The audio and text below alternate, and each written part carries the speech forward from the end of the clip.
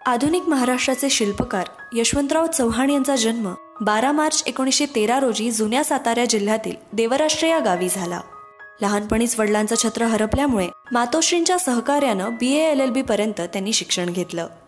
महात्मा गांधींच्या विचारांनी प्रभावित होऊन 1930च्या असहकार आंदोलनात त्यांनी सक्रिय सहभाग घेतला. त्यात त्यांना कारावासही झाला.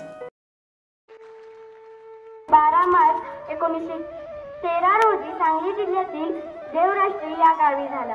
त्यांच्या आईचे नाव विठाबाई व वडिलांचे नाव बळवंतराव असे होते. यशवंतराव एके दिवशी गुरुजींनी सर्व मुलांना प्रश्न केला की तुम्ही मोठेपणी काय होणार. तर कोण म्हणत होतं की मी डॉक्टर होणार, मी शिक्षक होणार, मी इंजिनियर होणार. तर कोण म्हणत होतं की मी मोठा शास्त्रज्ञ होणार. तेव्हा छोटा यशवंत म्हणाला की मी यशवंतराव चव्हाण होणार, मी यशवंतराव चव्हाण होणार.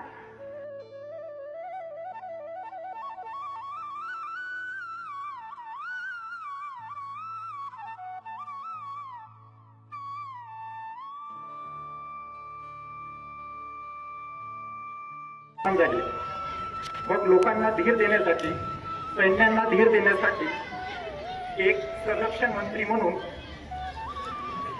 यशवंतराव चव्हाण यांची निवड करण्यात आली. देशाला धीर देणे हा आपला सर्वात मोठा लढा आहे आणि तो मी मनापासून लढेल असं त्यांनी त्यावेळेस ठामपणे सैन्यांना सांगितलं होते. त्यांच्या या आत्मविश्वासामुळे आपला देश पुन्हा मजबूत पायावर उभा राहिलेला आहे.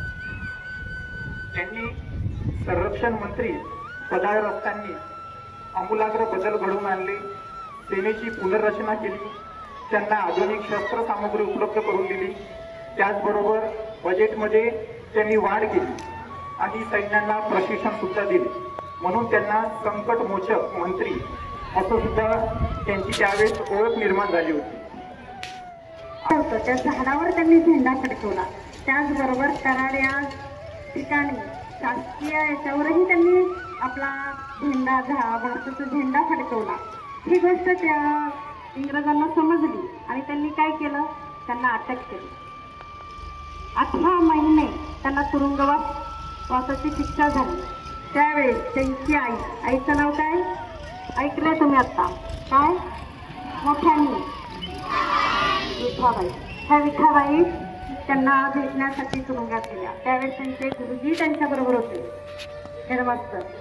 हेडमास्टर आईला म्हणाल्या की यशवंतांना सांगा माफी मागायला, माफीचा अर्ज देऊया, त्यांना त्यांची सुटका होईल.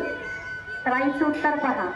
आई म्हणाली, मास्तर तुम्ही त्यांना माफी मागायला नव्हता. नाही, आपल्या बरोबर परमेश्वर आहे, तो काय ते पाहिल.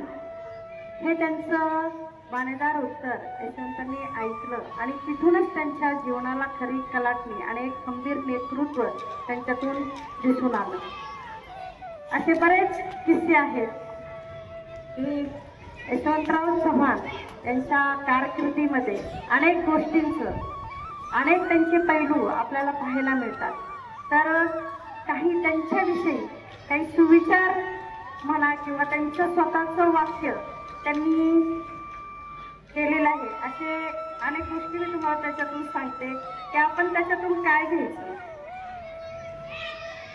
ज्यावेळेस की यशवंतराव चव्हाण